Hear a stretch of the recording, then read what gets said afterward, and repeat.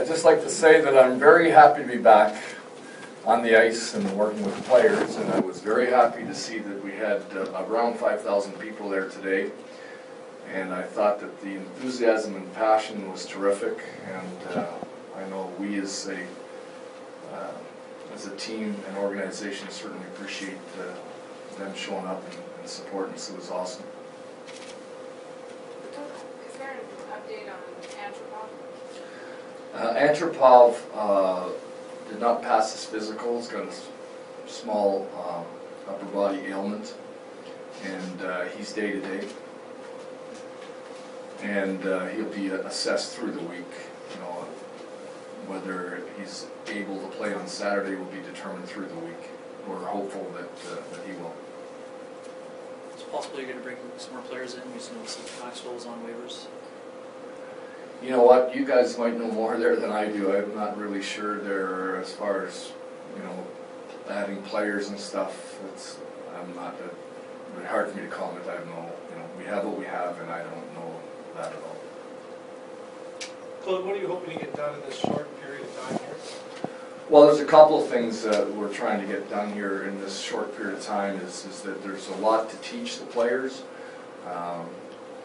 There's a certain conditioning level we're trying to get to as a group, and we don't know how long that's going to take. Is that going to be 3 games, 5 games, 8 games into the season, 12? We don't know. We'd let you know.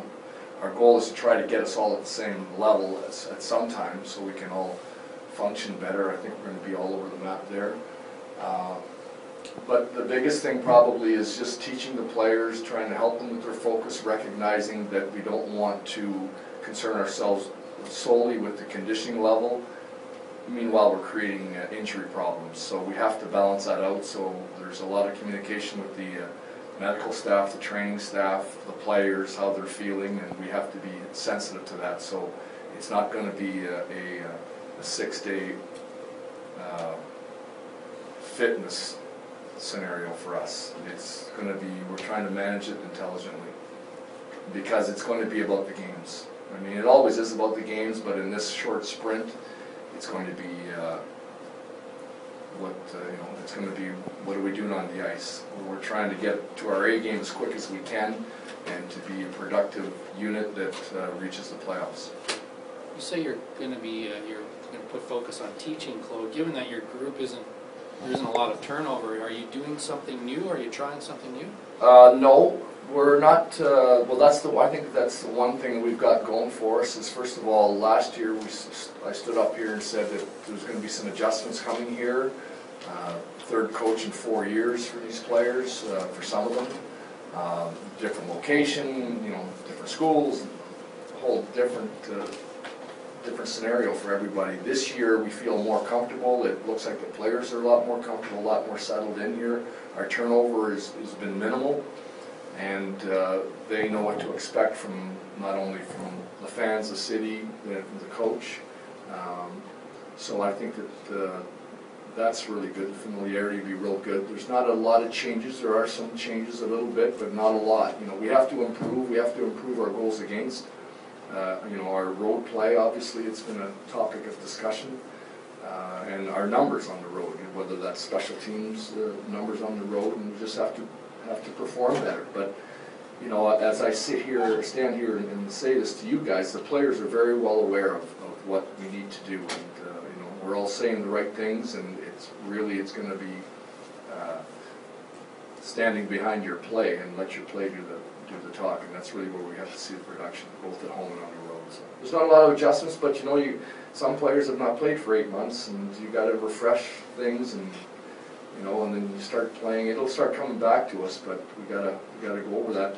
And I'm very cognizant of the fact that as much as you want to cover, you don't want to overdo it with the players. It just sometimes less is more there. So. I said last year you wanted at the end of the season this team needs a bit of an attitude change. If everything plays out, what do you want the attitude of this team to be? Yeah, you know what?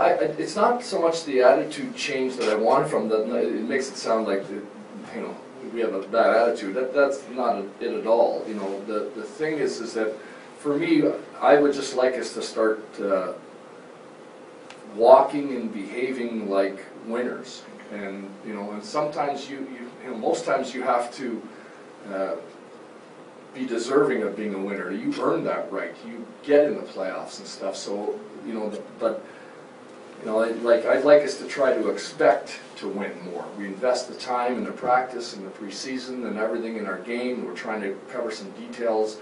It's that we got to go in expecting to win on the road, expecting things more from each other on the road. And that's the attitude difference that I'd like us to start thinking about. But a lot of that is earned. You know, teams that are constantly above the line and in the playoffs, that just becomes a normal, everyday existence for them. We haven't reached that point yet, so that's just the start of it. Got a lot of time. With the way the schedule shook out, with 15 of the first 25 on the road, is that why also you're emphasizing that right off the hop here as well, because the schedule is what it is? You know what, the schedule's, you know, it is what it is, and it's not that bad. I mean, I really like the way it closes up in April, you know, with the home stand a bit. We've had that the one game change there, but I like that. I think that the reality of things is, when you look at all the numbers and you look at the way we performed last year, there are some glaring areas that we have to be better, and you know, we have to manage these things better so that these things. You know, it's not so much based on the schedule for me, it's just based on the way we need to play. And if we're going to find solutions to the problems that we have, then let's address the problems and let's find solutions to these problems. And schedule is what it is, you know. You know, I'm not concerned with the schedule. It's busy, you know, we got the one month, I think we got 16 games, pretty busy, but that's okay.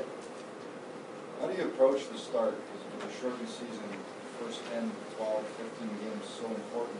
Is your patient level, I guess, with the players a little less because of that?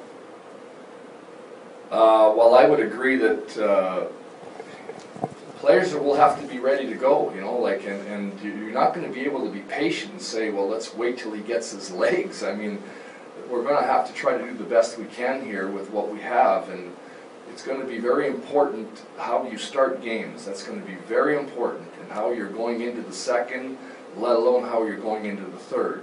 You know, I would like to be able to use the bench, and what I mean by the bench is to be able to use 4 lines and 6 defensemen throughout the game. I think that's going to be important for us, and so I would like to do that, but that will be dictated by the score.